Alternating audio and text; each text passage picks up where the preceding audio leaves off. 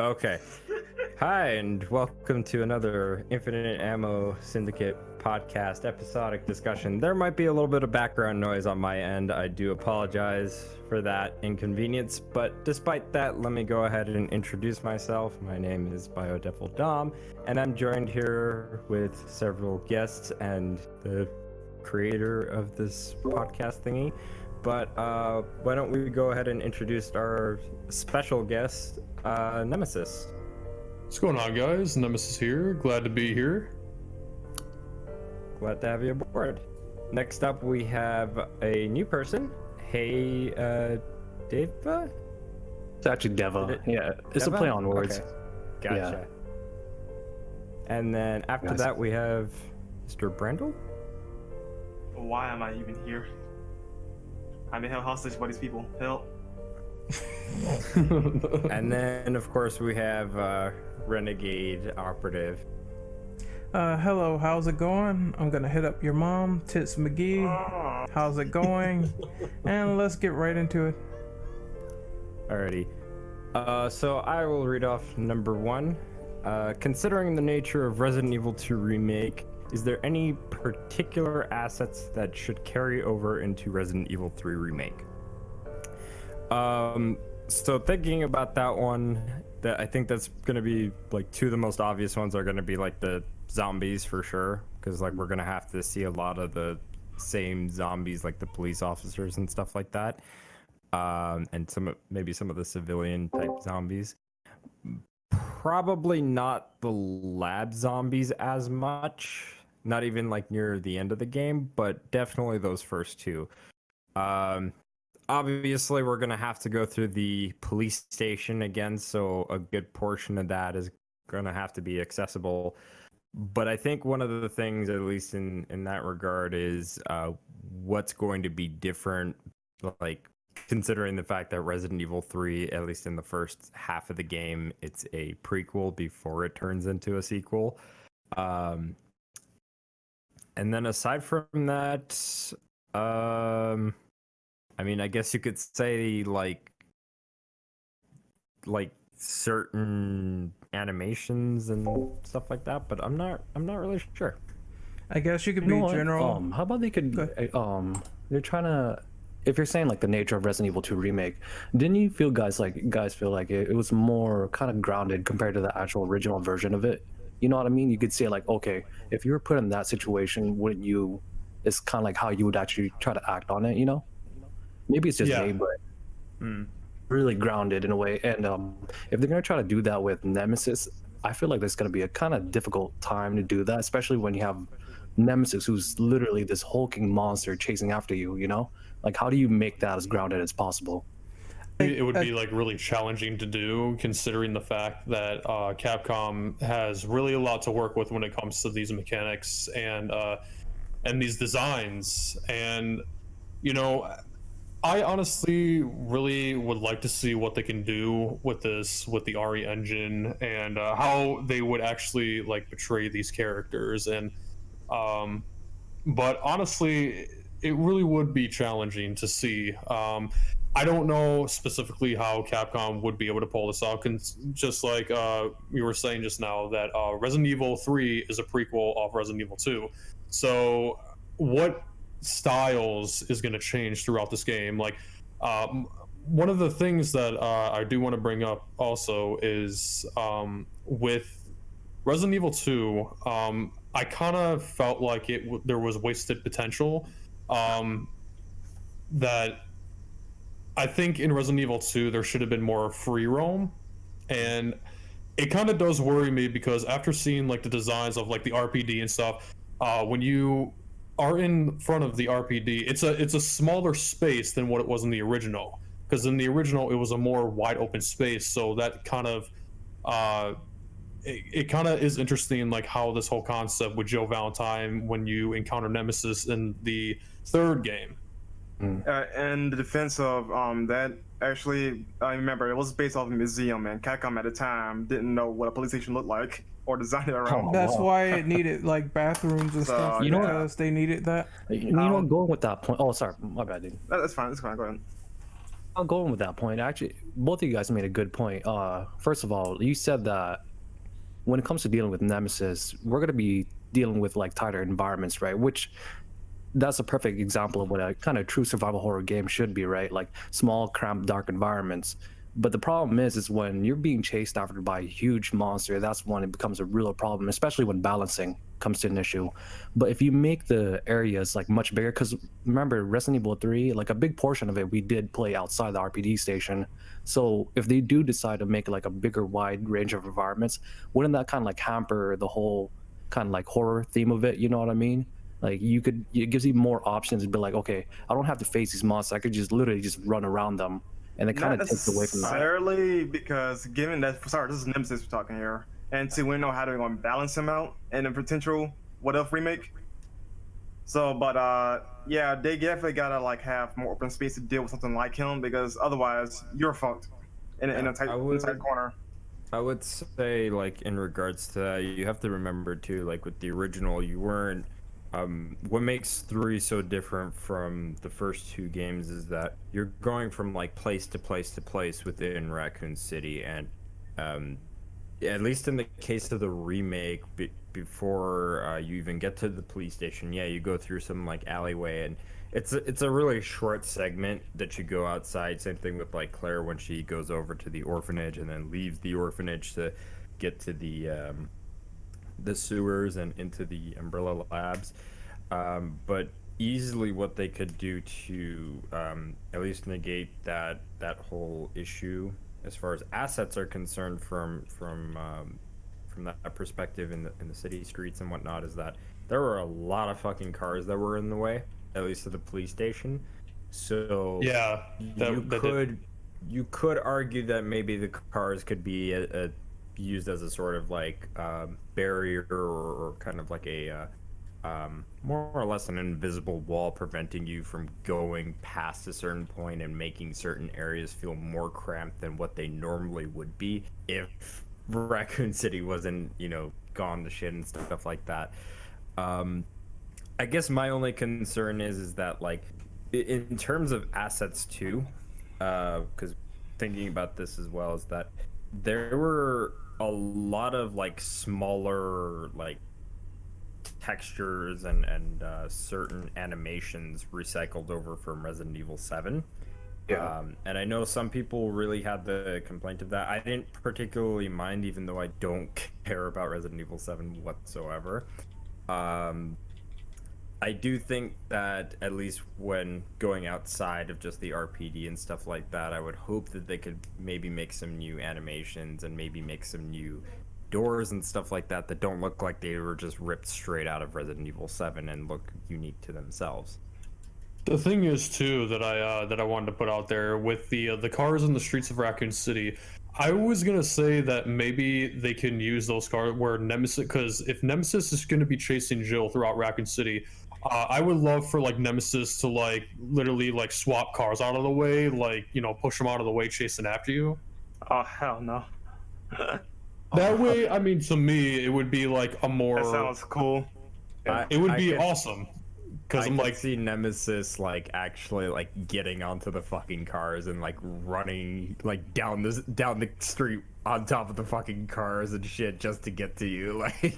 Exactly. I'm like, why not just have Nemesis, because he is a BOW and he is destructive, so why not have Nemesis literally like push cars out of the way, so that way if the streets are barricaded, he could just say, okay, I'm just gonna push this car out of the way and just like throw it or some shit, like it would be awesome. And that would make, I guess you could say that would make the car assets and stuff a little bit more dynamic compared to them being just stationary into and only exactly sparse. How do you balance that out now? Like, especially with our movement with our characters, because if they're gonna retain some of that stuff from RE2, if we're playing still that over the shoulder aspect, like how do we kind of mitigate that if we see Nemesis running at you, getting all those cars being pushed over towards us? How are we supposed to deal with that? I would assume the dodge mechanic is like that still I in play. really want to know how Capcom's going to do, because how are you supposed to see your surroundings? Like if you turn around, he could be right there. And the thing that I'm kind of worried about is like I don't want Nemesis to be like Mr. X from RE2. I really don't, because I don't want to see him like just walking after you, and because like Capcom might have the impression to be like, okay, this guy's like 8 feet tall or 8 to 10 feet tall, and he just walks at you because he's got all this body armor now. And I'm just like, I don't want Nemesis to be like a zombified creature just walking after you throughout Raccoon City. I want him to like literally run after you. It just makes it more suspenseful. Okay, so I assume the dodge oh. mechanic would still be in play for like, if let's say hypothetically he throws cars at you, then you should be able to dodge it, because the original RE3 did have the dodging mechanic in play. Yeah, I wouldn't mind having. So does that mean they're going to should. add more like the QTEs that we saw from RE6 then? I wouldn't say they should be QTEs. I just think that if there is a dodge button, there should be like a success rate. So if you do it way too late, you're going to get hit. But if you do it early, you'll be able to dodge like debris or missiles just like you could in the original. It's all about timing. Is it almost like a dedicated button for it specifically then? Yeah, like pressing circle or something, because I believe in the original it was kind of complicated in the original, where you gotta like hold down the shoot button while aiming, and then you gotta click a button to do it and dodge. So once you get the timing down, it's like insanely good. Yeah, it's like I don't want to see like being like old Resident Evil games where you have to like push down 2 buttons at the same time, because that can really throw you off. So I hope there is going to be dodging mechanics if Nemesis actually like rampages his way through like cars and stuff like that chasing after you.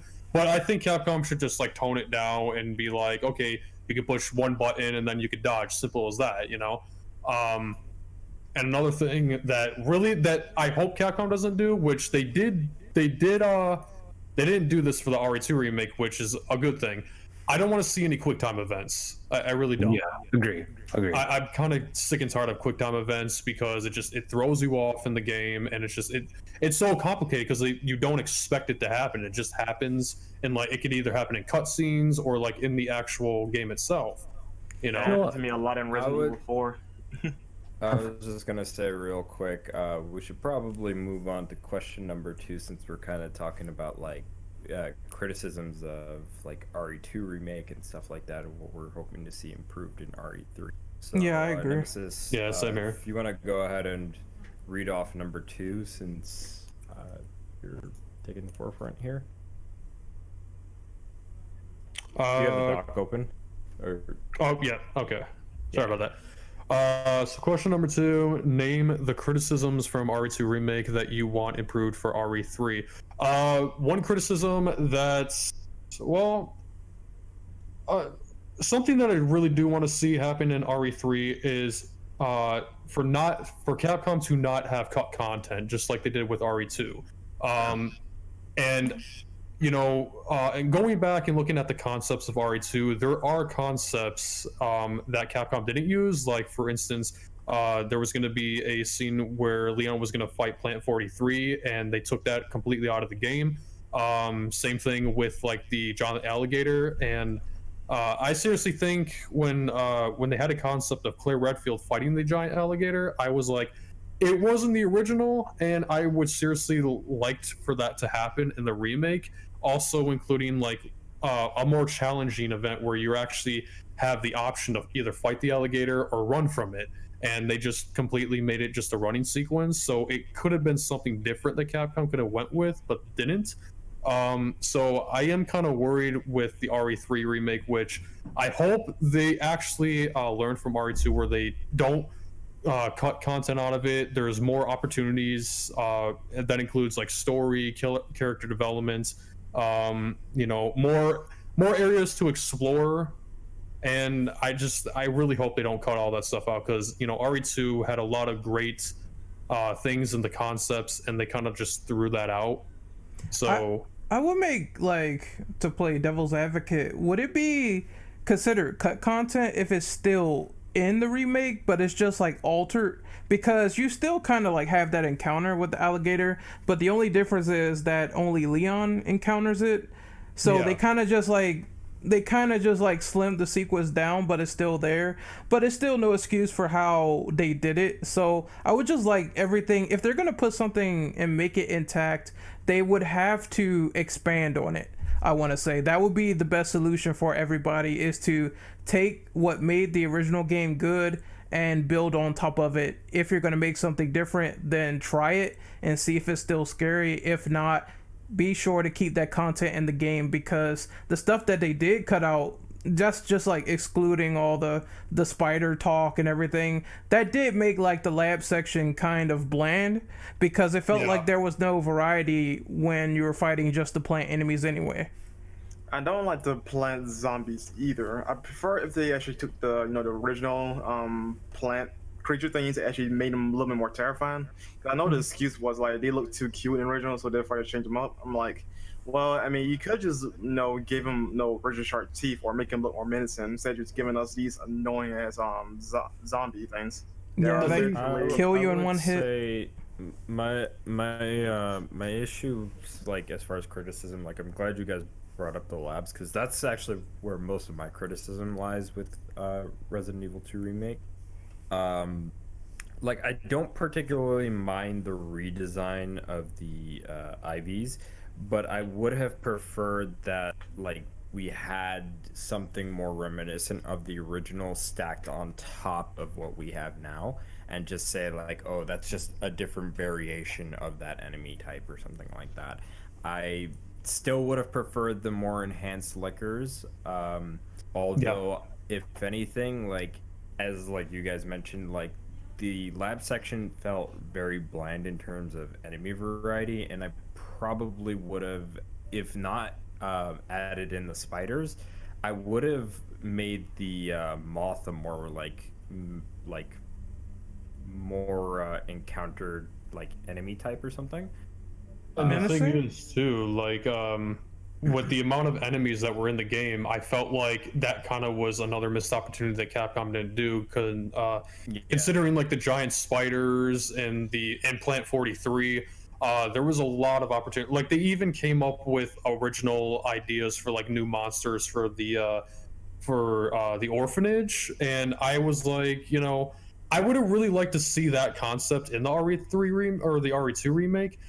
Just not in the orphanage. Like have more enemies other than like zombies and like IV plant monsters, like being Leon and Claire's campaign, because I feel like there was really no enemies in this game. See, and that's kind of like, at least in my opinion, that's a bit concerning when you think about that in the context of like Resident Evil 3 Remake, because Resident Evil 3 Remake Resident Evil 3 Original had a lot of different types of enemies. I mean, we had like, I think 2 different hunter variants. We had dogs, we had, I want to say the IVs were in that game as well, but no, they weren't. I don't think they were. We had the, I'm confusing them with the crickets or whatever. Yeah, the Drain Demos. Alleyways and shit. Drain Demos, yeah. Yeah, like stuff like that. Like, and I get it. Like some of the bosses, like, in the case of RE2 Remake, I get it. Some of the bosses were not like challenging and stuff like that. And thinking like, okay, well they got rid of the moth again. Not really like a big deal as a boss per se, but they could have changed that into a basic enemy type. So thinking about like the worm that's in like RE3, they might cut that out in the remake. Are you saying that because they were cutting things due to realism? Because I believe that was the excuse back then, right? Now I think about it, actually, some of these things that were cut is mostly from player feedback from the original Resident Evil 2. Because some of these things that people really didn't like about the original. Like, the thing is too, like there's a lot of content in Resident Evil 2 that was originally they took the ideas of 1.5 and put them in RE2, like considering like the whole with Elza Walker and the IV plant monsters were from 1.5, not from the original. And with the shooting range and some of the designs, so they did kind of take some things from 1.5 and put them in RE2. So going back and saying about Elza Walker, I feel like that was another missed opportunity, because they did put her costume in the game. So my thing that I wanted to bring up here is like, I don't agree to disagree, but I seriously think they should have gave Elza Walker her own non-canon story, just like they did with Robert Kendo and Catherine Warden.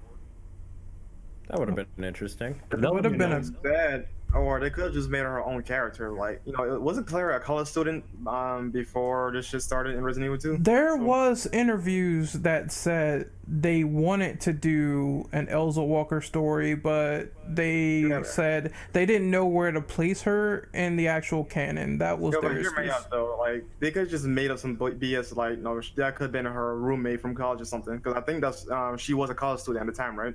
Yeah. Yeah, she was just originally a college student. Yeah, like just being associated of Claire Warfield, and there you go. No, that's one way to get her into the canon without, making it complicated. Yeah, they never really disclosed who was on the phone talking to Claire, so that could have been something. Yeah, that could have been anyone. It could have been Elza. Maybe she was an old friend that she knew from college or something like that. They could have developed and her story. That's another thing. You know what, guys? About that.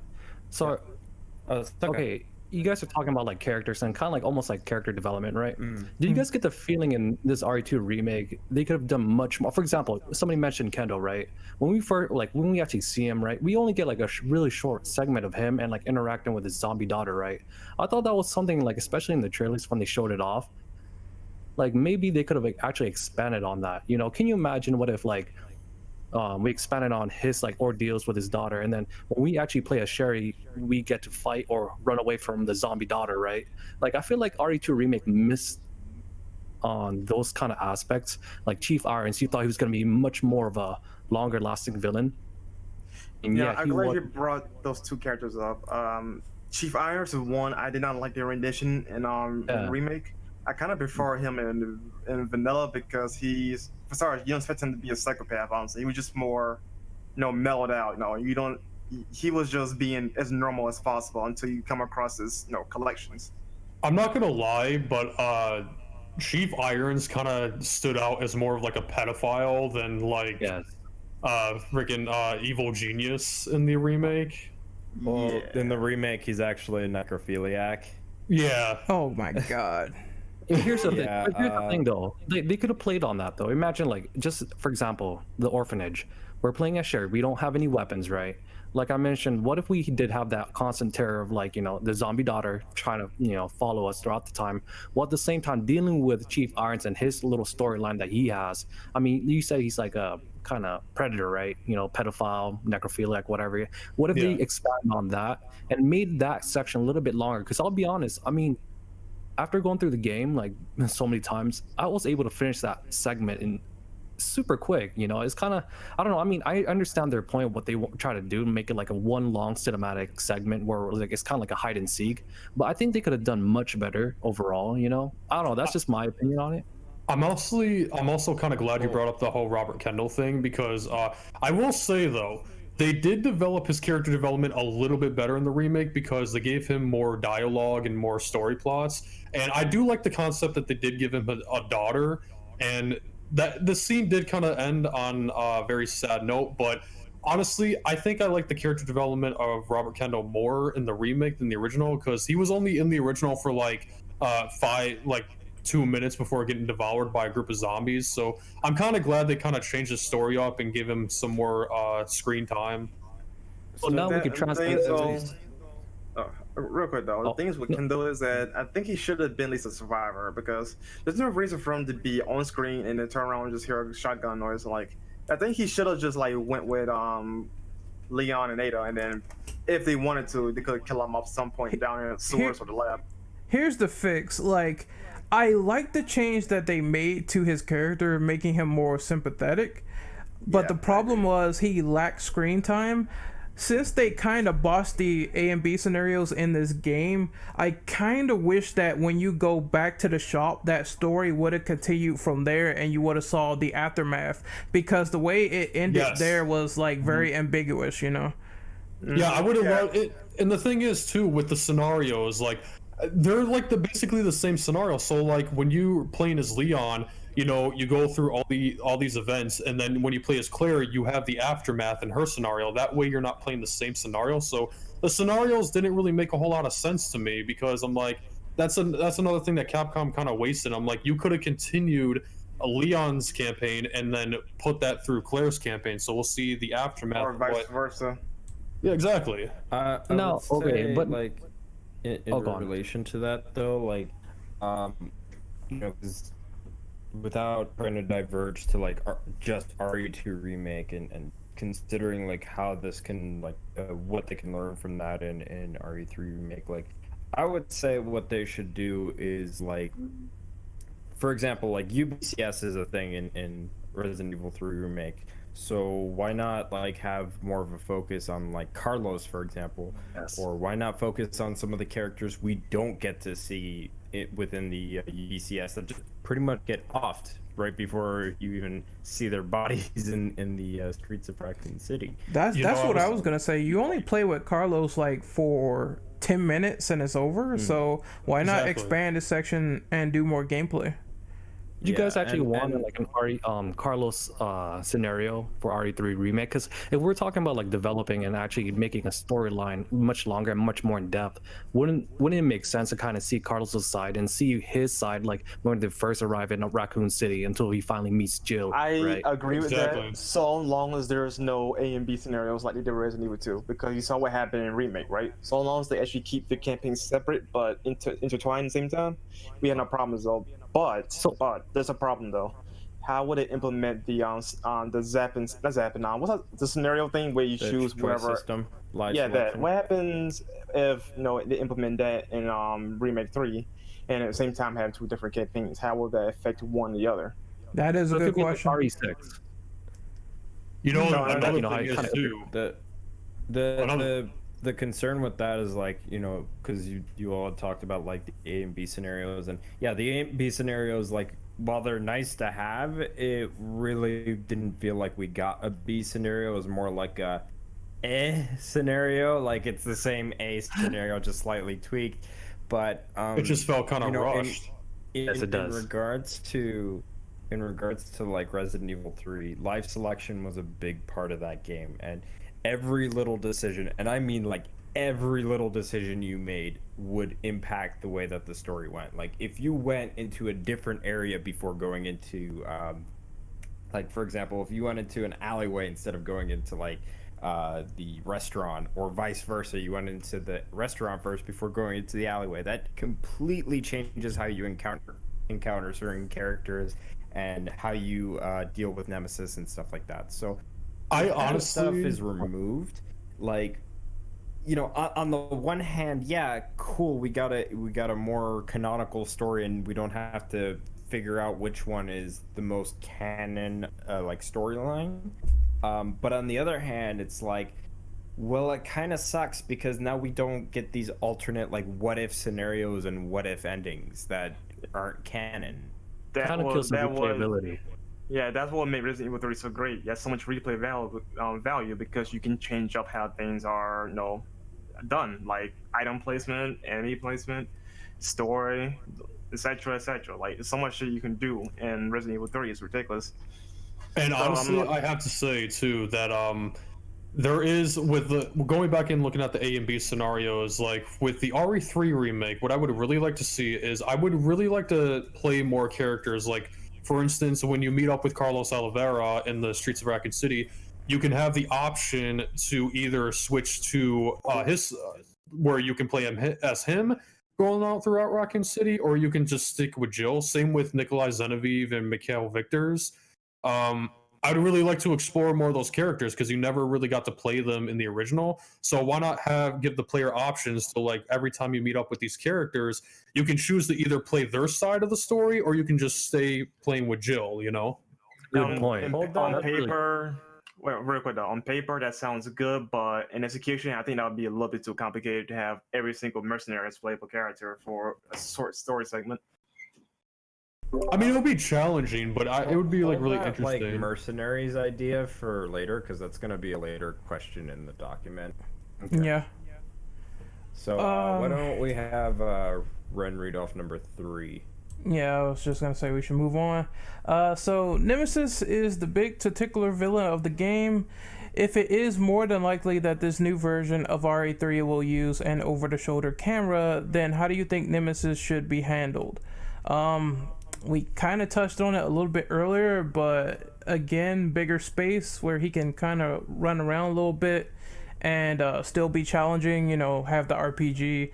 Very reminiscent to the original. One thing I was going to add was that even though they could possibly ground this game in realism, I still want the theme to be like this sort of slasher villain, this chaser guy coming after you throughout the whole game, opening up doors and breaking through stuff, because that's like signature Nemesis. I don't think that should be excluded, but just have it be like, you know, sensible, and if it's like an obstacle in his way, he tries to break through and kill other monsters, because I thought that was also cool in the original. He like punches the zombies out of the way and tries to kill them to get to you.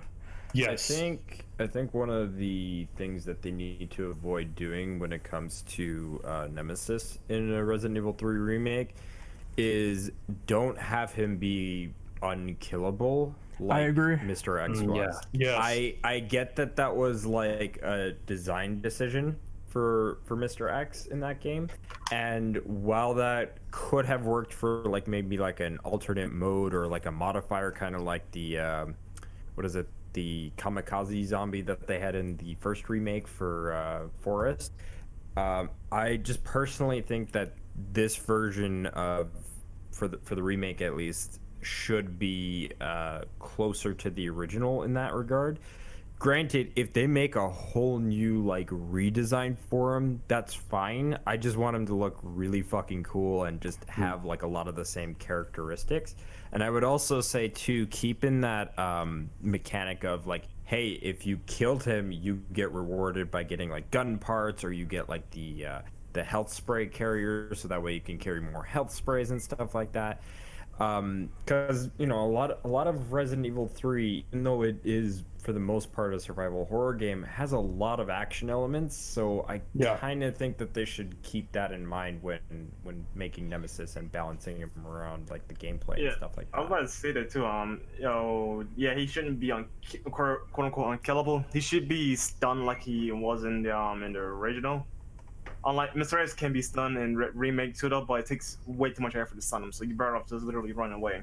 And plus, there's no reward for it because you lose all your ammo, and then what? He just gets back up and starts hunting you. So that would be a good like incentive to take Nemesis down in remake 3, just like in the original. You stun him, you get the reward, and you move on. Okay, I honestly, to me, with Nemesis, couple things that I do want to see him handled.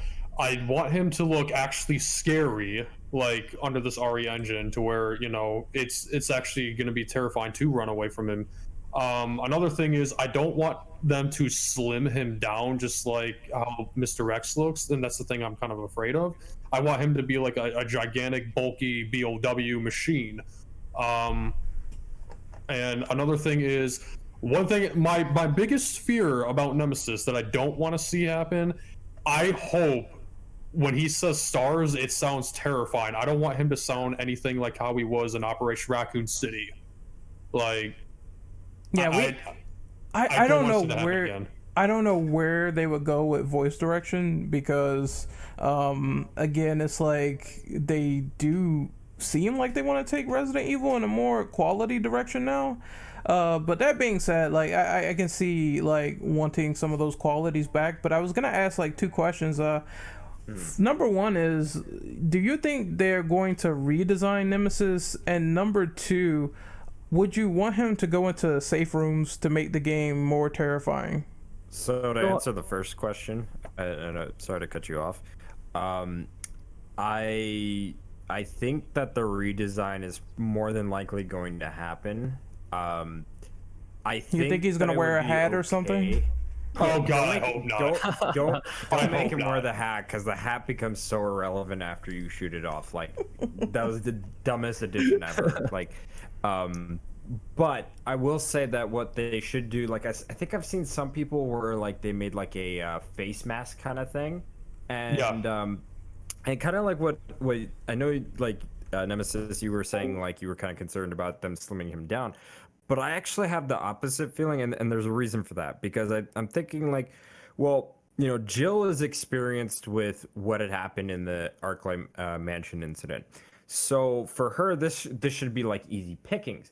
So instead, I would think that at least in this remake, because in the original Nemesis did mutate over time, but what if in the beginning, he has like this kind of like face mask and he's like super creepy and whatnot, but then after a while he starts, he just rips off the face mask and then starts getting bulkier and starts mutating, Dom. So you're talking about like the stages, kind of like how Birkin was in RE2. Like, okay, yeah, I can totally see that. Like, they'll start you off with like stage 1, stage 2, and then as like you process through the game, Nemesis like mutates more and more. Like you have his like 4 stages, and then when you get to like something like that, and then obviously, I would love to see that. Honestly. Obviously, there's that whole final boss thing with him like eating parts of the tyrant and getting like other disposed. Hold on. I have something for this.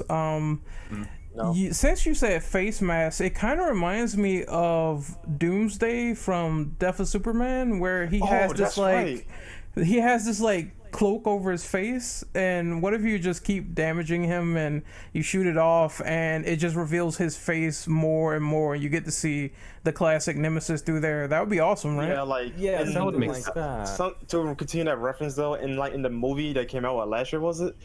Superman blew up Doomsday and damaged most of his clothing. So imagine that aspect in Remake 3, where Jill or Carlos comes in explosion or whatever, and damages most of his clothing. There you get to see his real face. Yeah, battle damage is a thing. What's it called?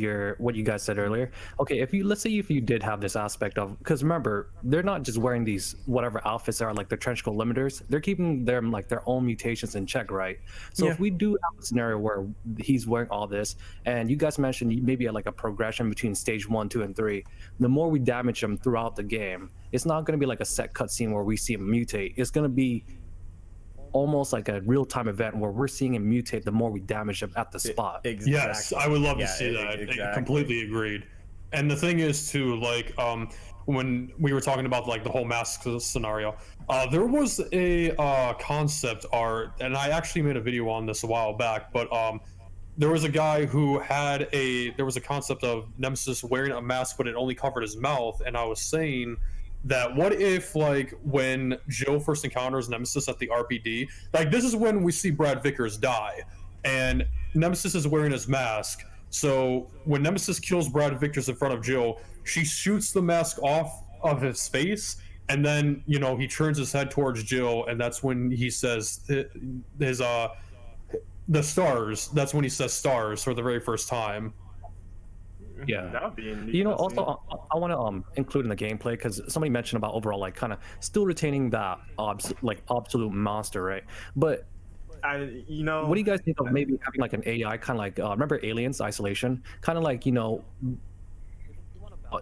going up against this monster? Let's say you don't even have any kind of ammo. Maybe we could try to implement something where we could go hide in certain areas, right? Maybe in lockers or like inside a car, or going prone, maybe, right? Kind of like how Outlast was, basically, when you're hiding in lockers and stuff. Okay, I could definitely see that. Evil Within did that too. I want to add on to that real quick, Dom, if you don't mind.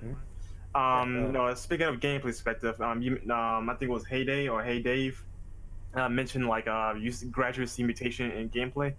You can actually tie that in towards stunning Nemesis every time he comes by, and of course with the reward. So let's say, what if like you keep beating him, and of course got your reward though, but in the process of you doing it though, he's gradually getting stronger and mutates throughout the whole game to a point where it's a make or break situation. Either you fight him here, or you just gotta run away and hope he doesn't kill you.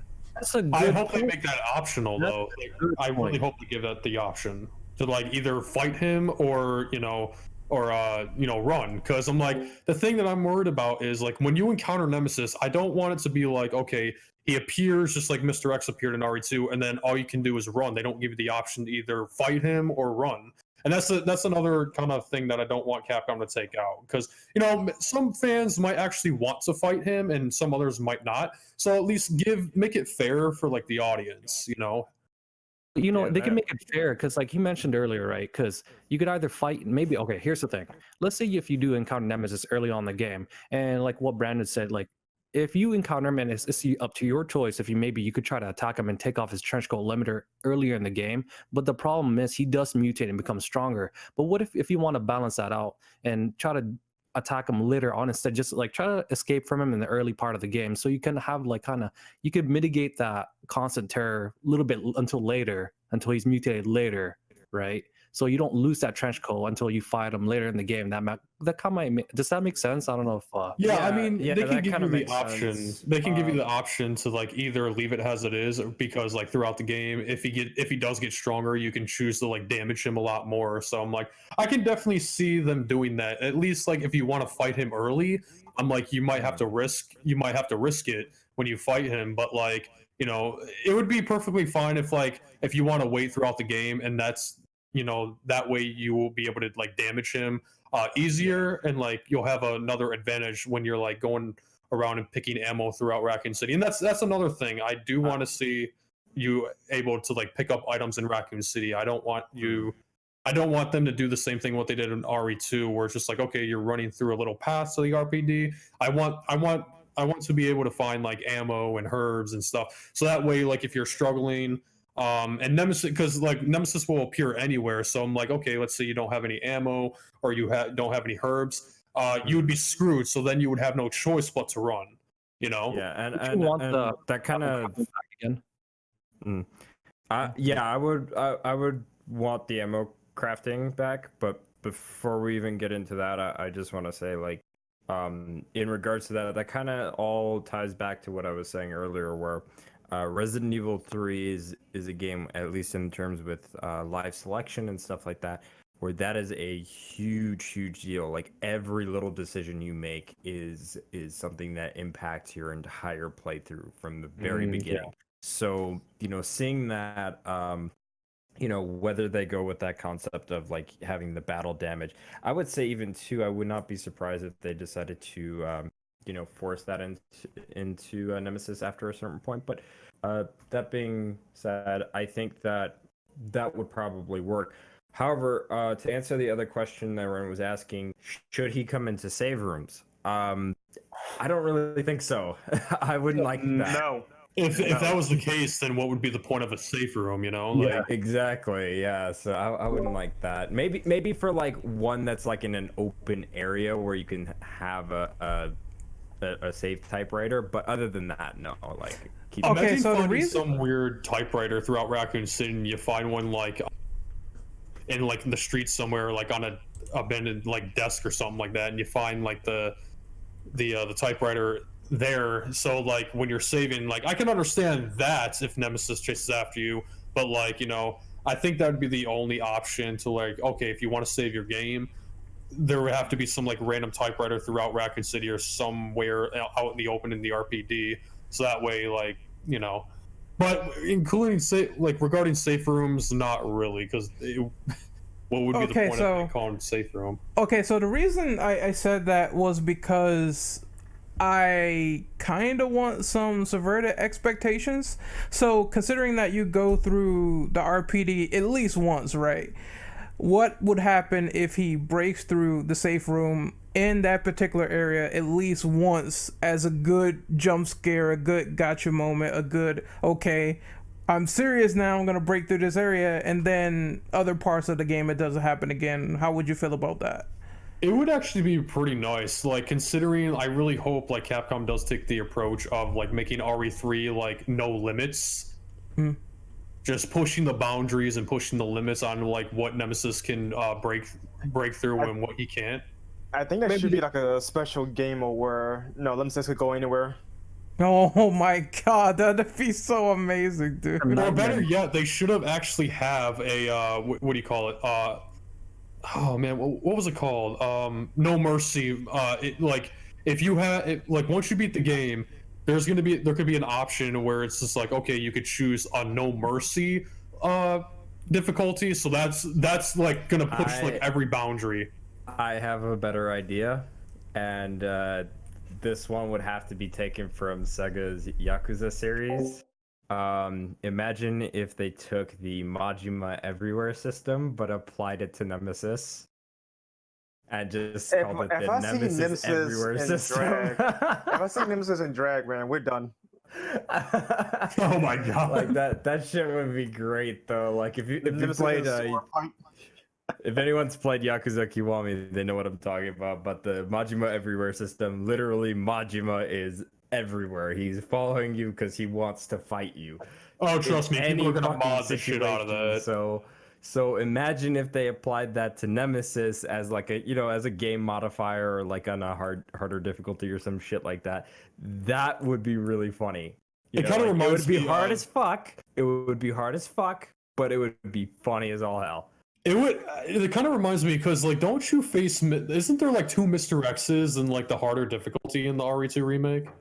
That was a That glitch. That was Yeah. a glitch. Oh, was it a glitch? And actually, it wasn't a glitch. Somebody played around with the trainer and made it happen. But yeah.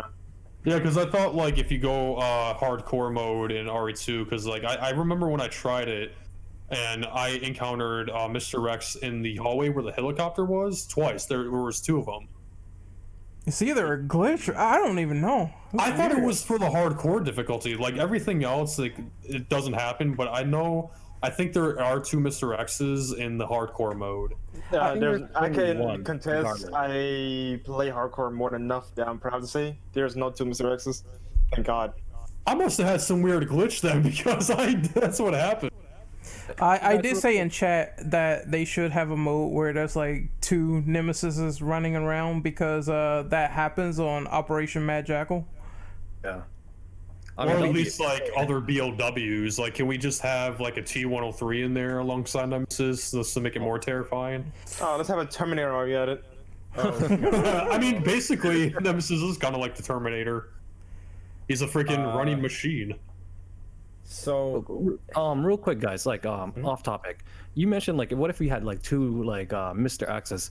Real quick in the RE2 remake, do you guys think that there was more than obviously like more than 1 Mr. X because it was seen in RE3? But I'm talking about in RE2 itself. I've had like discussions with many fans out there saying that there was actually 2 because one was killed by Birkin, one we see in the lab, and the one that we see when like at the east No, side. there's only 1. Yeah, I agree with. There's only 1, but the problem with that is Capcom kind of scruffed the story, so people would assume it was 2, right? But no. Yes, there are multiple tyrants in the city. That is true, but in the context of RE2, there's only 1 that roams around in RPD. How does that work with Leon's and Claire's scenario? Because we see it. Hey, you're like everybody else. We don't know. That Oh, is man. true. Yeah, they don't really explain it.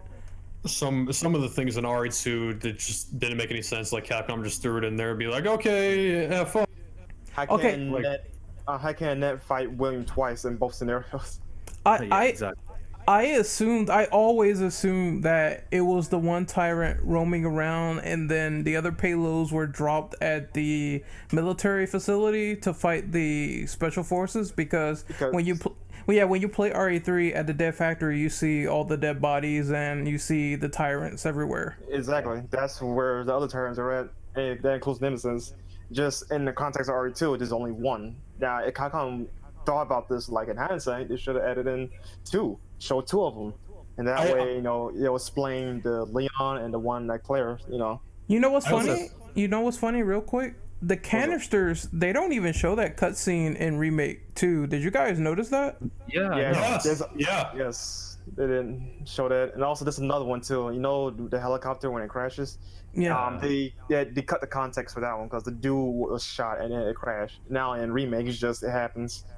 When Well, you I gotta- sneeze and probably tilted left. I got a theory about that. What if like that same helicopter, right? Since RE3 kind of happens almost the same time, what if that same helicopter that we see that Mr. X moves, that's one of the helicopters that Nemesis blows up in RE3 remake? That's what I was saying too, because at that point when they're at the RPD, like Joe and Carlos would be at the clock tower by that point. So what if it's that scene where that was the helicopter that went to go save Carlos and Joe, and then Nemesis blew it up with the rocket launcher? What was that? They What if it was have the- to retcon that though.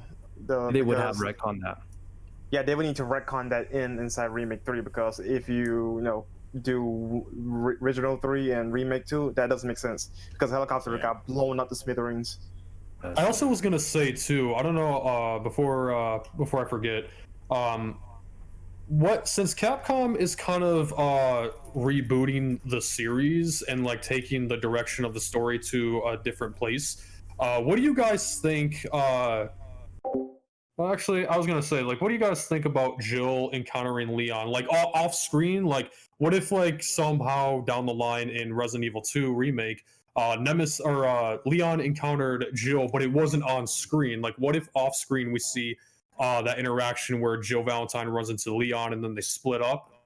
The problem with that is that it kind of conflicts because of the timing of everything, especially like we don't know, like, at least in the context of like the upcoming remake, but at least in the case of the original with the context of the remake for 2, it wouldn't work just because of timing. Now, timing could change in the Resident Evil 3 remake, but even then it would be really hard to implement just because of the fact that regardless if you've played as Leon or not, you know, you would have had to have implied that at least, you know, Jill was running past at the time and happened to notice him going off. Yeah, that's what I was actually gonna say. But like instead, like that what would if be Jill... the only way you could get it to work. You wouldn't be able to get it to work within the police station. Maybe, you know, running away from the police station, she might see something like that. But other than that, it just wouldn't work.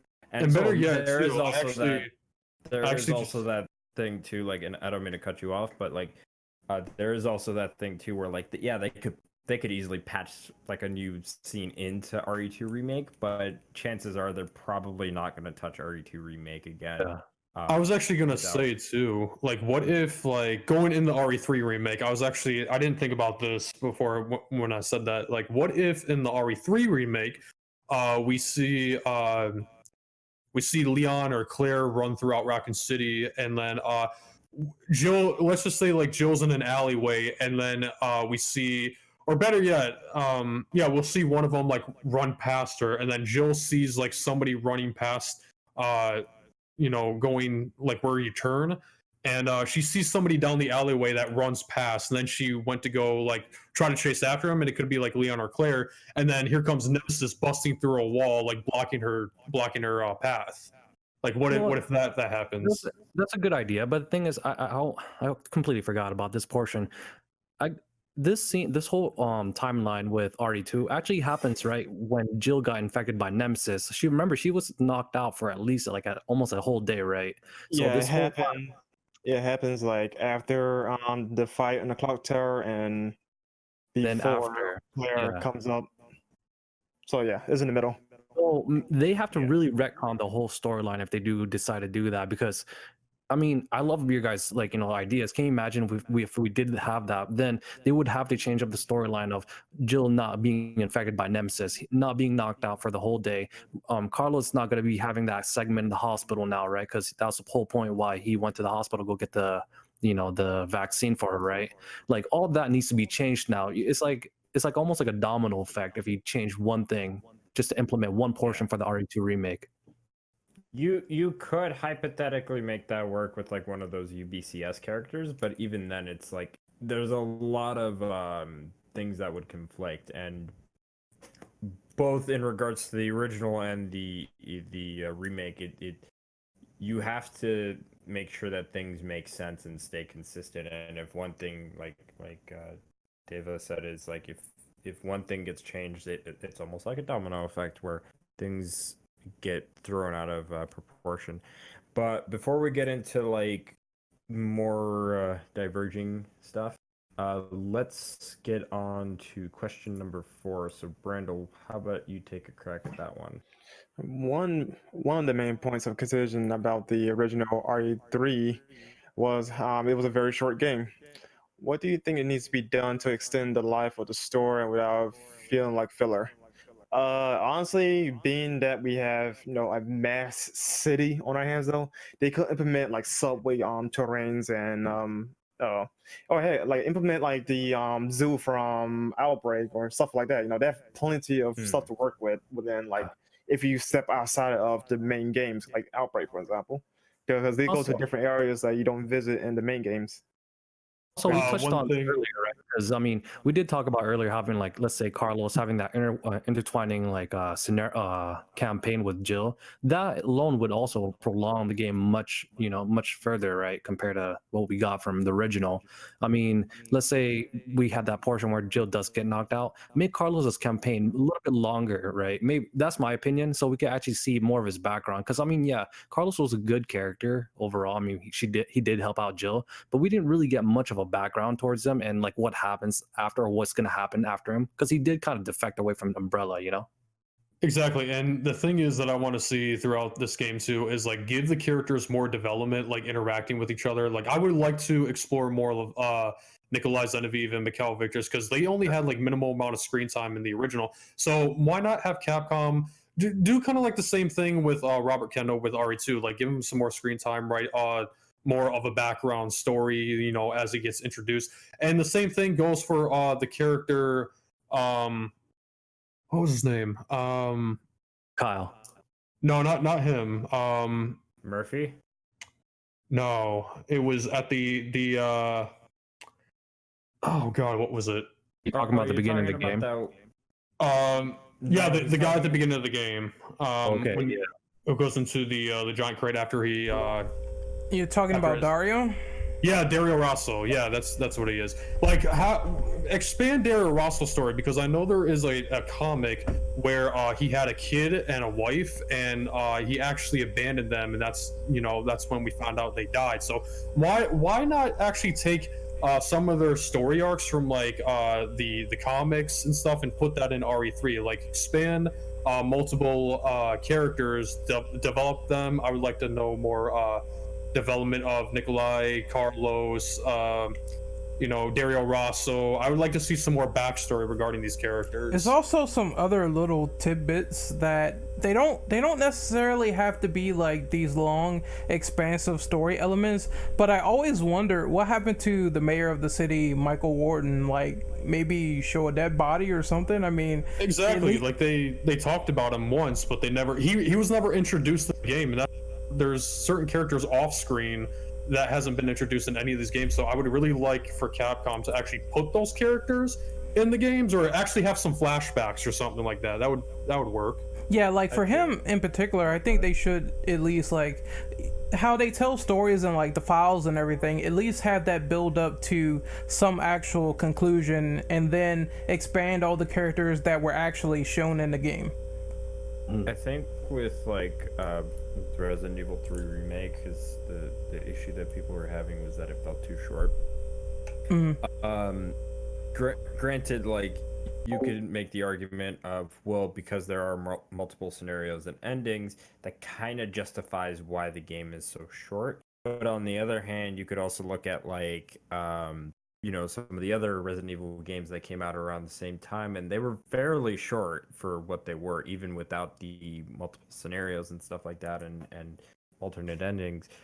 But I think what they should probably do, outside of just expanding Carlos's stuff, is take a look at like expanding or changing certain areas that we barely went through in the original Resident Evil 3, and make them far more expansive than they were originally. Like, for example, we had the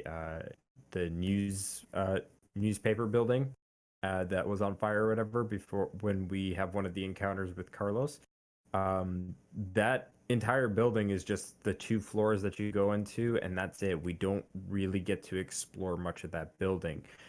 What if that was expanded on much further, and there was more to do there? Or there's also like the graveyard segment. Like, what if the graveyard had more to do there, and just more to get through? Things like that, I think, would probably increase the longevity. I would also say too, probably what would help is to slightly increase the difficulty. Like, Resident Evil 3 is a hard game on its own as is, but I would want to see them increase the difficulty. And I think this is a later question in the document, but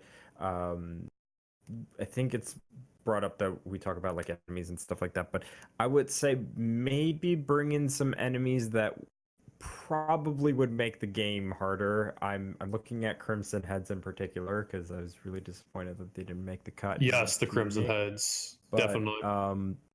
You know, stuff like that. I think difficulty increase, area expansion, and definite redesign, and of course, obviously with like some of the stuff that you all brought up with like more characters being introduced and expanded upon within the story would be great. Honestly, before I forget, if you guys noticed, I seriously think the RE2 remake, we're taking more jabs at the RE3 remake than we possibly would have known. Because if you guys noticed, did you guys? I didn't notice this the first time, but if you guys look in the intro, you see like the subway station and like other buildings that we didn't really get to explore. What if that was an Easter egg of like what we were going to see, or like the areas that we could possibly explore in RE3 remake? Like what if Capcom was like literally hinting that in the intro? Because we do see these areas and we never got to explore like subways and all that. So I'm like, why would they be showing these locations that we never got to explore? So maybe this could be a possible hint that these are going to be some areas from the RE3 remake that we could explore. Possibly. What about you guys? Like, what do you guys think about this? I mean, you could even look at like that section in the beginning of RE2 remake. Like, yeah, that kind of alludes to what we can go through. Possibly. It's just a matter of like, will they let us? And that's the big thing. Like, they're gonna have to let us go through the city, but how much of it? And that's the big thing, because like, even in the original, despite you being able to go through like the streets of Raccoon City, it was only like a few streets that you can go through. So if they... what's like the market areas and whatnot, and I guess like city hall-ish like type spots, stuff like that. Yeah, which is interesting because like I think the only game that actually takes us through like quote unquote City Hall was like ORC, which unfortunately was not a good game. That are the Outbreak games, because they did take us to areas that weren't even remotely close to what we have in 2 or 3. Mm-hmm. So I don't know. Like I think I mean it's possible, but we're just gonna have to wait and see, because it might just be like at least in the case in terms of like areas and stuff, it might be just 1-for-1 in that regard. Did anybody else want to bring up anything, or are we good to move on? I think we're good to move on. I think you guys, if you don't mind me reading number 5 right now. Yeah, you can go ahead. In RE2 remake, the outfits were altered to fit more of a realistic take on the characters. Since Jill's outfit is more of a boob tube and mini skirt, would you be fine with Capcom doing a complete redesign of the character? I mean, I'll be honest, yeah, I did see, you know what's crazy? When I do make my YouTube videos, I do see like a whole bunch of characters, and like, especially from DeviantArt, they make a really good reiterations of Jill's outfit. And there was one where it still had like the bluish, white tint to overall like the scheme over it. But she was just wearing a regular like button up with a blue scheme, and then just regular pants overall. I mean, I thought, to me, that makes me think it's more of a realistic tone, since I mean, coming from RE1 to RE3, I mean, Jill made a pretty big transition, right? They kind of, in a way, kind of sexualized her in that way. I don't know if that's a good thing to bring up on that one, but that's just my. I'm 2 ways on that one. I'm fine with either a redesign or a complete redesign, or it decided like to like give her like slightly more protection, like for example, like armor her up a little bit, like shoulder pads, or things that protect her legs, stuff like that. Just something enough to give her more cushion from zombie bites. Yeah. Here's what I'll say in regards to that, actually, because something that that Resident Evil 2 remake did after the fan demand for it was there, and like people were just being a little impatient, a little bit rude towards the developers over this. The classic designs ended up getting announced for an unlock.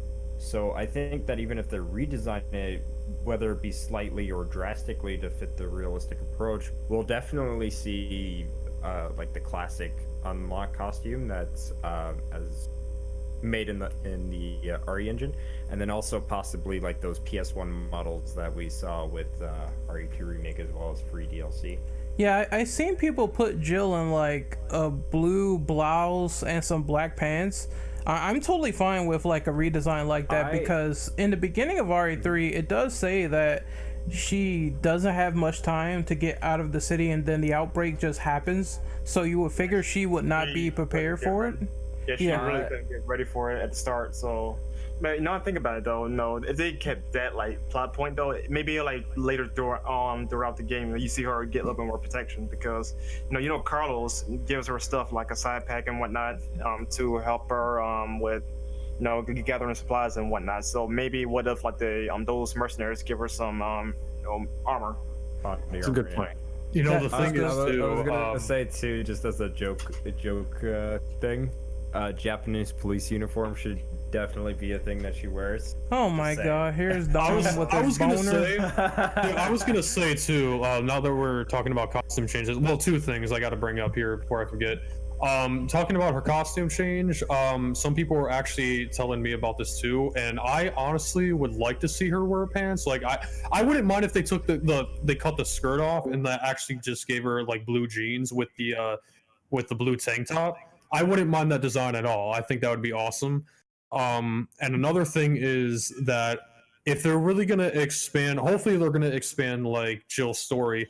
I would like to see her like we'll see like more scenes of her like in her apartment building before like she actually leaves, before all the chaos happens. So I would really like to see what happened before this. Like give Jill a little bit more backstory that was never that was not shown, because they just like literally she had her dialogue and then they just cut the game to like her leaving the apartment building.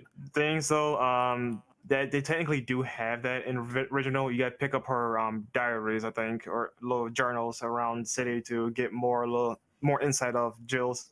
Well, I mean, actually seeing that on screen though, like not just through files. Like I would like to see her like load her gun up and like having the chaos in Raccoon City happen. Like she looks outside her window, we see the atmosphere out there, and then we see her like gearing up, and then that's when we see her leaving the apartment. Like I would like to explore more of that. Maybe there could be a sequence where we're actually able to play as Jill in her apartment, like picking up some ammo and getting her ready, and then we're able to like leave the apartment. I don't know about you guys about this, but that is the best way to go. Shut up, Dom. What you saying? No, I think you guys made a good point, because I mean, it kind of has to make a point with the plot overall. I mean, like Nemesis mentioned, he said that when you're in an apartment, you want to make sure like you start the cutscene right there, and then you see her start getting ready, right? And what my question is, I mean, isn't she seeing this whole disaster scene right in front of her? Like, why was it so last minute that she had to leave at that moment when everything was just full on blown, like just terrible, right? Unless they just came right to her apartment complex. Because she lives in an apartment, so I imagine a lot of people wouldn't live there, right? So I guess like she had to hurry, pack her gun, get her whatever ammo she could, and then book it. I mean, I'm pretty sure if any situation, like imagine you in the shower and all that shit happening, you'll be leaving immediately. One cool thing, real quick, Dom. I don't mean to cut you off, but I think that there was initial rumors that supposedly Claire was going to get this long apartment sequence in Resident Evil 2 Remake. Considering that Jill is like in an apartment and there's a random explosion in the original, would you guys want them to expand on her fighting her way out before she gets outside? Yeah, it's like give you the navigation, be like, there's a cutscene where that happens. Playing as Jill throughout like her apartment, you get to like walk around her apartment gathering the gun, you could pick up ammo, you leave the apartment, and then say like there could be like zombies in the hallways, or like you feel like the ground shaking as you're leaving the building, and then something like an explosion happens, like you see like a gas chamber like lighting up and shit, and then Jill looks at it like, oh shit, and then that's when she like jumps out of the window or jumps out the door, and that's and then now she's in the streets of Raccoon City.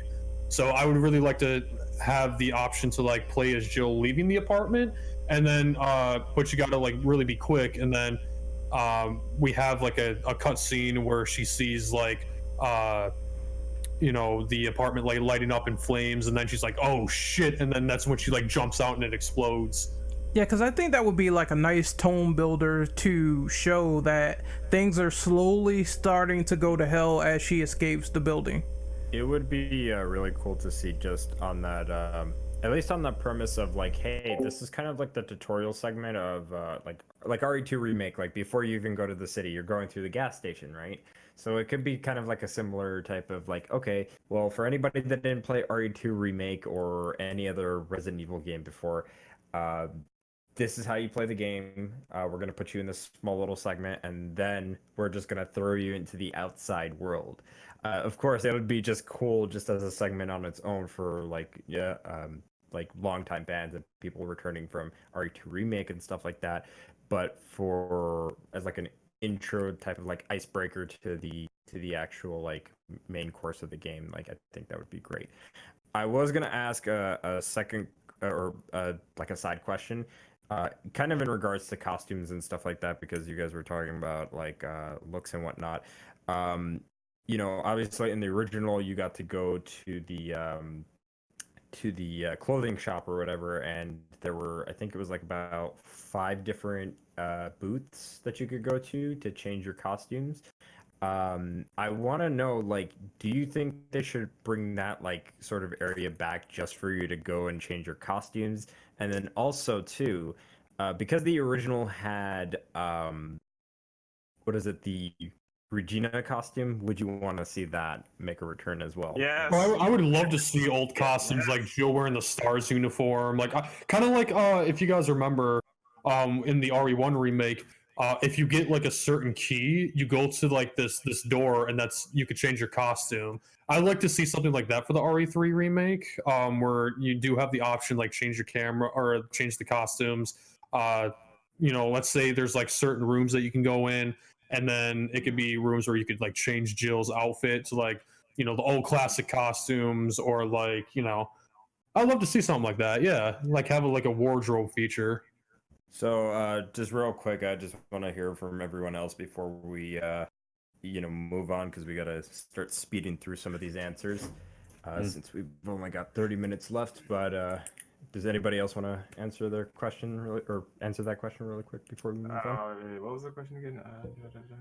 To bring back the clothing store for Jill to change her costumes and stuff like that. Oh yes, please. Give us a little fan service while you had it. Bring it back. Oh, jeez.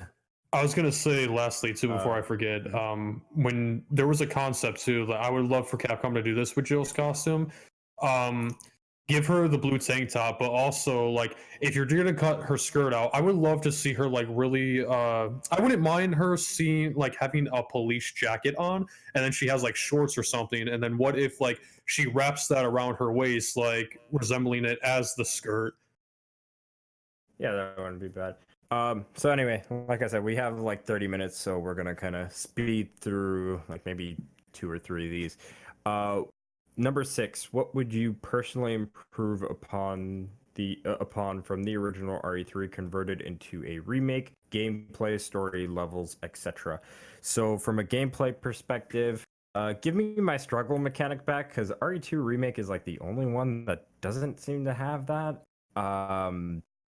Definitely, I want to see the gunpowder mechanic get improved upon. I want it like kind of like the original RE3, but also different enough to where it's like really expansive, and I could create like different types of it, like enhanced ammo. That's super gunpowder. Yeah, something like that. Yeah. But where's my freeze rounds? Come on. Yes, thank you. Freeze rounds. Let's go. Yeah. But definitely I would love to see like enemy types like Crimson Heads, because I think given the fact that like Resident Evil 3 was a hard game, I'd like to see enemies that are just generally hard to kill within that timeline.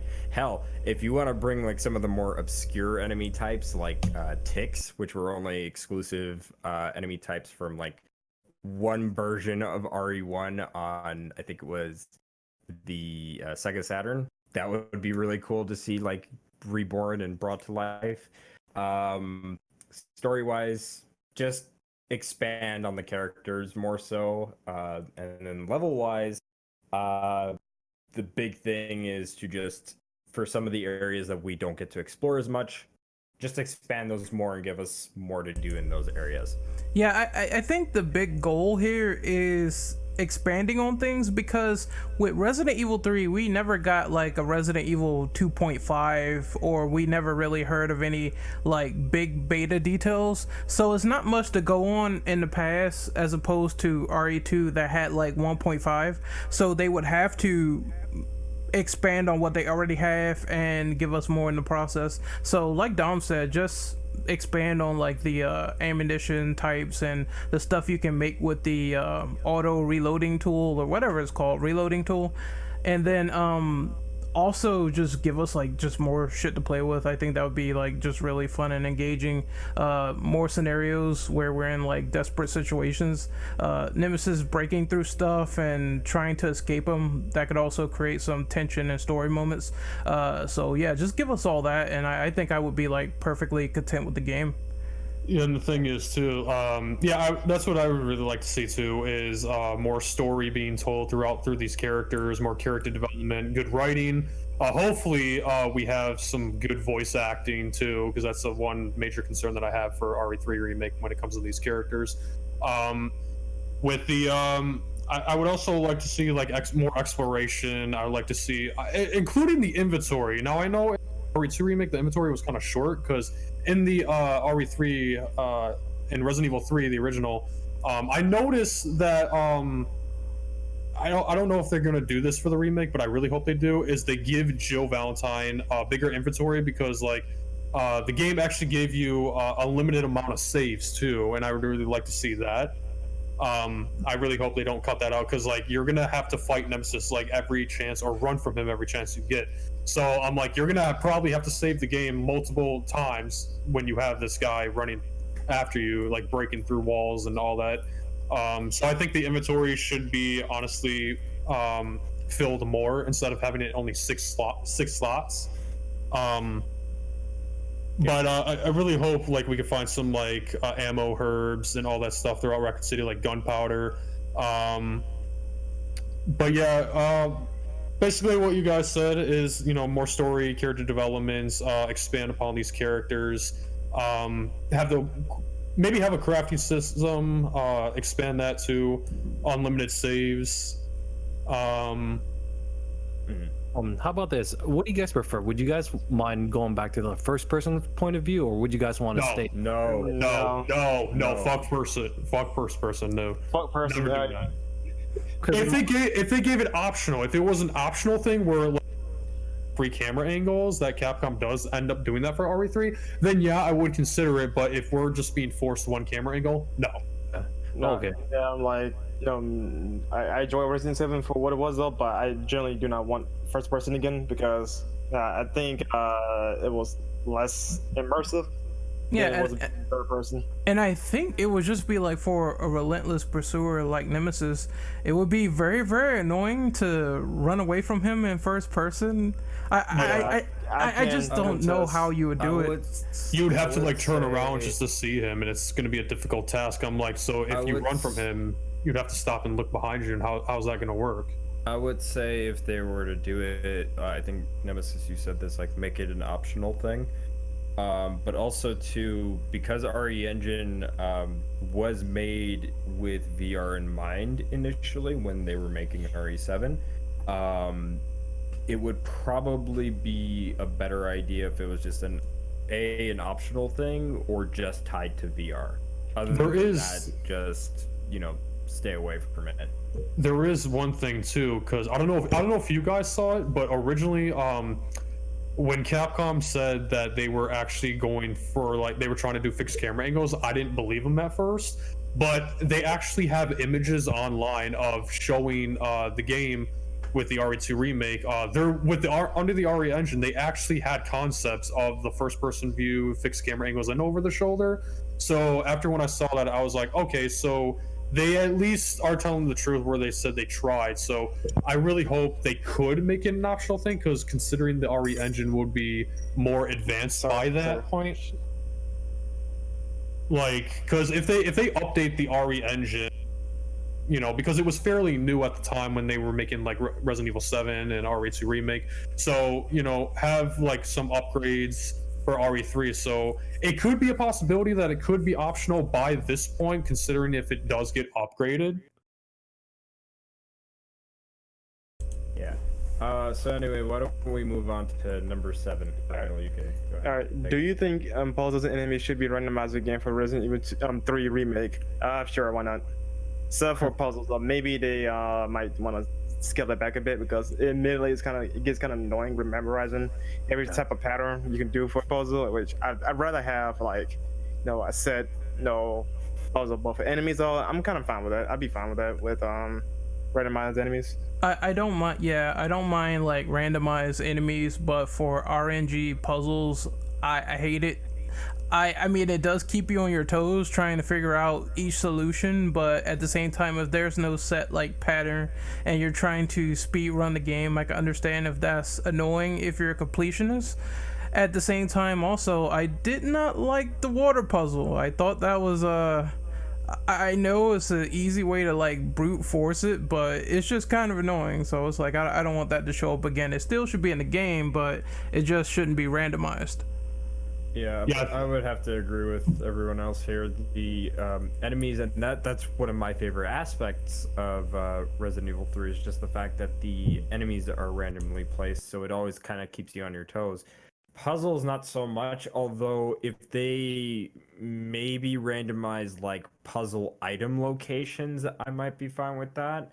But more so, I would rather them stick with like the enemies, because like I said very early on, RE3 originally was a game where every single decision you made could impact how the game was going to play from later on in the playthrough. So exactly, and it will keep the game fresh overall anyway if we did that, you know.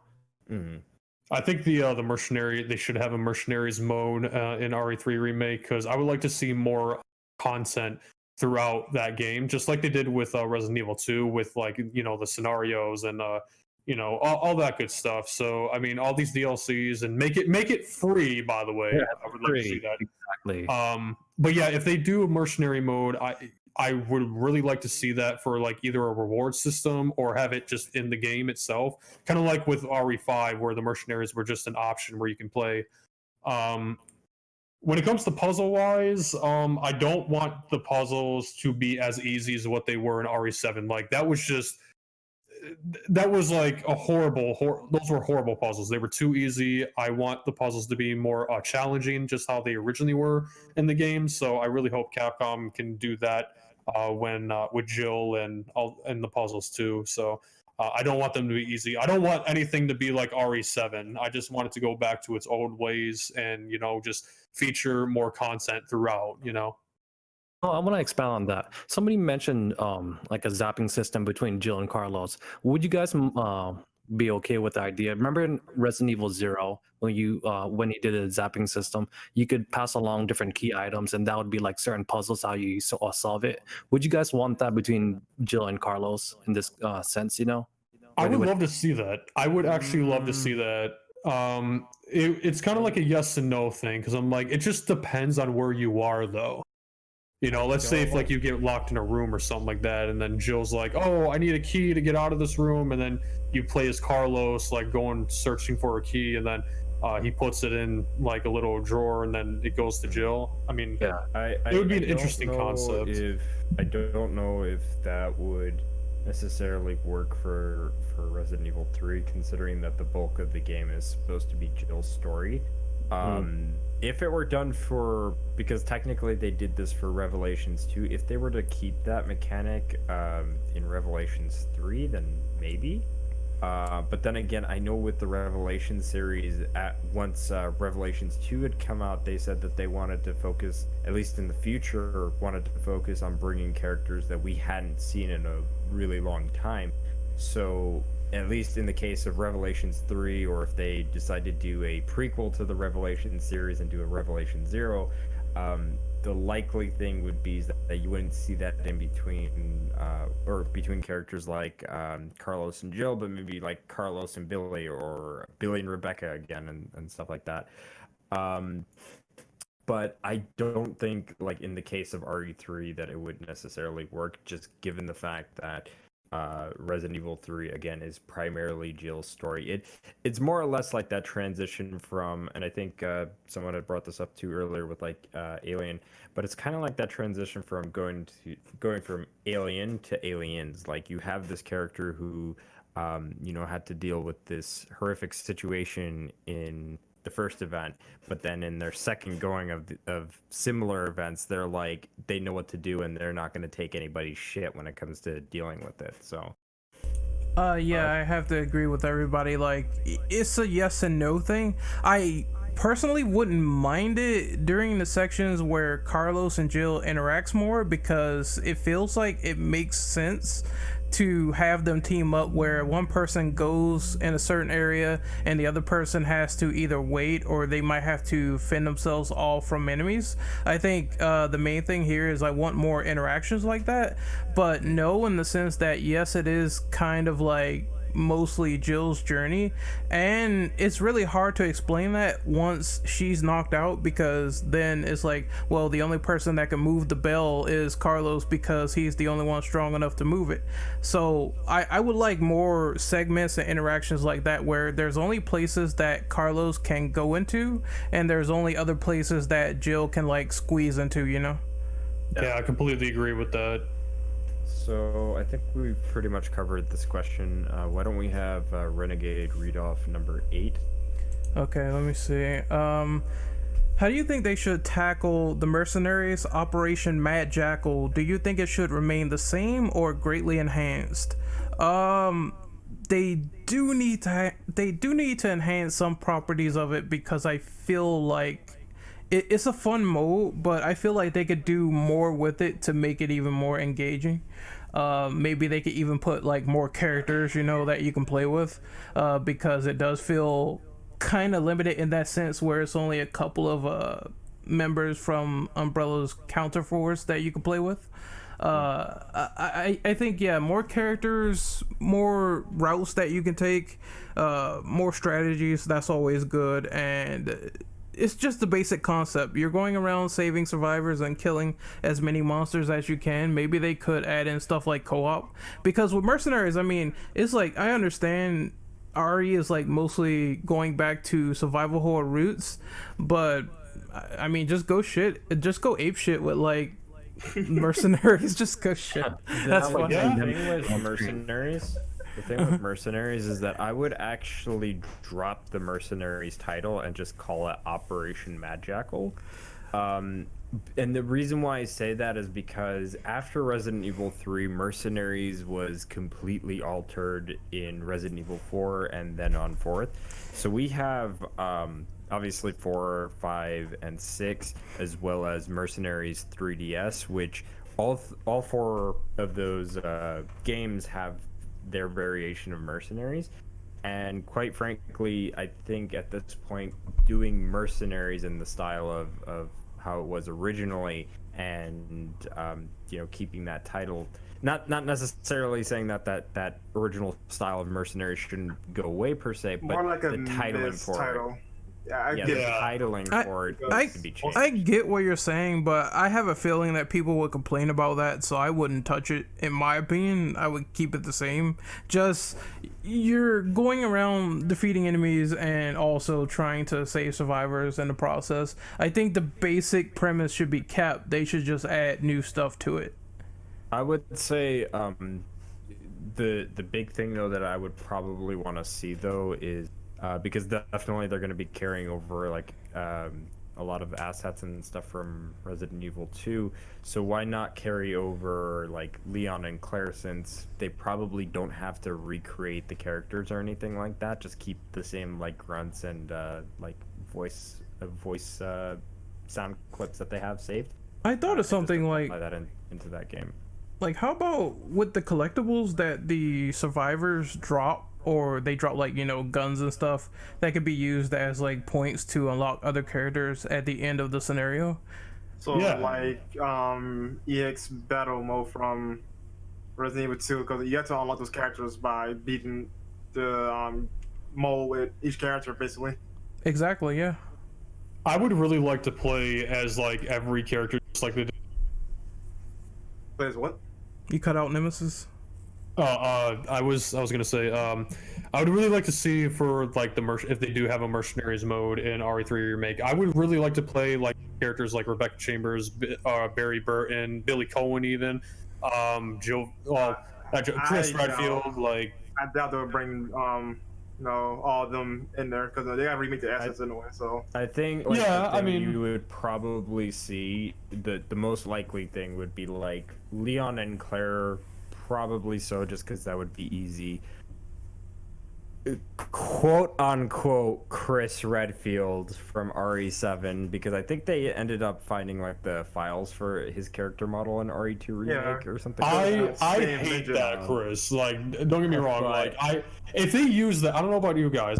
Bring this up though. If they use that Chris for like a Code Veronica remake, if they, that would be perfectly acceptable, because that looks like a younger Chris. I agree If with this that. was old, this is like older Chris, it doesn't work, because I'm like, this guy looks 25, Chris is like 42 right now, and I'm like, how did we go from RE5 Chris and RE6 Chris to like what he looks like in that? And I'm like, no, even under the RE engine, they could have still made him look more like Chris. I mean, I agree. that- To be devil's advocate here, I strongly agree with that because If they he use looks that like a young Chris. yeah, looks if they younger, use that so Chris I for agree. like the Code Veronica remake, or they use that Chris for the other nostalgic earlier titles, then that would be more acceptable. But this Chris in RE7, it doesn't work. I don't know why Capcom said, "Oh, this is Chris Redfield," when they couldn't even somewhat I make him look think- like how he was. I think You guys in want like the regards to- boulder punching Chris Redfield back then? No, I mean, if they had RE6 Yes! Chris for RE7, I mean, at least make him look more like Chris. I mean, if they use RE7 Chris for like Code Veronica, then yeah, that's like younger stars Chris right there. But like, it doesn't make any sense. It just doesn't. Just don't give him blonde hair. But I was gonna say really quick, and I don't mean to cut you off, Ren. There is a whole like story in regards to why they changed his look. I don't want to really get into it because it's a bit of a ludicrous story, but basically the gist of it was that according to Masachika Kawada and Koshi Nakanishi, they couldn't find anybody that looked like boulder punching Chris, and I find that really unbelievable considering how many cosplayers actually look like boulder punching Chris. But Dude, anybody can just have a dude with black hair and like he's on steroids, and there you go. Anybody can replace Chris. right, I think but what they're anyway. gonna do is use, you know how they scanned in the faces with like photogrammetry. I think what they're gonna do is use the face from RE7, but they're gonna make them look younger, because they already have the actors in place. And I do think that for this remake in particular, if they do bring that character back as like a mercenaries character, they're going to use like face scanning for these characters, because they did it with like some of the other characters that showed up in the game and Ghost Survivors, even though they were dead. Yeah. I think definitely that would be something we could see. But anyway, I'm not sure how are we on time, because we should probably move on. I think to we have number 9. 6 or 7 minutes. Okay, so speed answers for the next 2 questions. I'll just read them off just to go. So is there anything from previous RE games that they can add specifically to enhance the replay value of RE3 Remake? Definitely multiple scenarios and multiple endings for sure. And I think the RNG for enemy placement would be great in the terms of RE3 Define Remake. scenario, because most people would immediately say Resident Evil 2 scenarios. No, not okay, let me rephrase that. Let's just call them situation for consistency's sake. So altering situations, non-canon situations, where if you decide to go a different route or decide to do something a little bit differently or in a different order, you get different cutscenes, or you encounter characters in different areas at different points in the story. I think like stuff like that they should definitely keep. And then obviously, as I said before, multiple endings that are either canon or non-canon, I will take all multiple endings. Mine's is gonna be real quick. Implement splicing in storylines from other RE games, if possible, into RE3. Now, let me explain this. Remake 1 did this as well, where they kind of talked about stuff in the files with, Alexia Asford, she's going against, like, William Birkin, and she's like, Birkin's, like, sort of jealous. So they talk about that in the files, and also they talk about experimenting on Lisa Trevor, where she has the Nemesis parasite, and that leads up to Nemesis actually showing up in a later game. It's like, holy shit. So maybe they could put those lore details from other games that happen, or sort of make these these predecessor viruses that leads to other viruses later in the series in the files and notes. Yeah, exactly. So a lot of lore splicing going on. I want that in the story. Yeah, I honestly, to me, it's just like I want to see some more expand upon like the scenario storylines. I would like to have more playable characters like Nikolai Zenevieve and Mikhail Victors. I would really like to explore those kind of concepts, like including like more backstory too. Like I would really like to have more backstory that never really got explained in the original. So I'd really like Capcom to take that more in depth kind of way for the RE3 remake. Yeah, you know what? Maybe also kind of expand more, like kind of the beginning of the game, because you got to remember the T-virus was kind of like a kind of slow process of being spread throughout the whole Raccoon City. So maybe we could see like a little portion of the city, little by little, being explained and how it was infected, how it's overrun, and how and why the RPD and why they weren't ready to prepare, like to fight off all these zombies. Because remember in the big cutscene in the beginning, I mean, you would think that these guys were kind of aware of what was going on by that time, right? But yeah, they were still overrun by all that crowd of zombies. And also, like Nemesis mentioned, maybe a better background and also like story when it comes to Nikolai, because remember, this guy's kind of like a double agent in a way, because he's obviously working for the mercenaries and with Carlos and all that, but he also had the other objective of trying to get all the data from Raccoon City, getting rid of certain people just to make sure Umbrella's actions were kind of kept safe in a way. I also want to add on that real quick. Like, I would like more emotion in the story from the characters, like being led to their demise unwillingly from Nikolai. Like, so he sets them up. There should be more of these dramatic moments where it's like, okay, this guy obviously died in an explosion planted by Nikolai, so there should be like some questioning going on as to what just happened. Like Carlos says, oh, this is not a coincidence, and he should feel something from that. I want more of these character moments that these people know that something is going on, something is up, they're being set up. Renegade, hold up. I'm glad you mentioned that though, because all of us here glared over the most important thing: Brad Vickers' death. No, yeah. Oh my god! That's the thing I really want to know how they're gonna do. Because in 2 remake, his corpse is not in the game, which is odd. Yeah. So I'm like, how they gonna implement that into watch him die at the bar? Zombie Brad. No, but what about this guy's? What if he had his own campaign? They changed it up, Yes, that's exactly what I'm saying. Because I'm like, I would, when it comes to like other campaigns, like I would really like to play as Brad Vickers' side. It would have to be non-canon, because the thing is, if it was non-canon, I would like to see that. Yeah, because so they retcon the whole thing, Well, actually, it doesn't have to be non-canon though, because they could have it at the beginning of the game and until he's inevitable with death. Yeah, or you could say that, but if it's something where he quote unquote survives, then it has to be non-canon, just given the fact that in later games they pretty much acknowledge that he's dead. And better yet, we see it because better yet too. Like, what if they had a scene of Brad Vickers where it's just like, okay, when Jill meets him at Bar Blackjack's, when she leaves, like when he tells her, "Hey, Nemesis is coming, like we're gonna die" and stuff like that. That's when you see Brad leave the bar, and like, what if that way we actually get to play his scenario leading up to the point where like he runs into jail at the RPD before getting killed by Nemesis. We get to see what happened with Brad throughout that time before he got killed.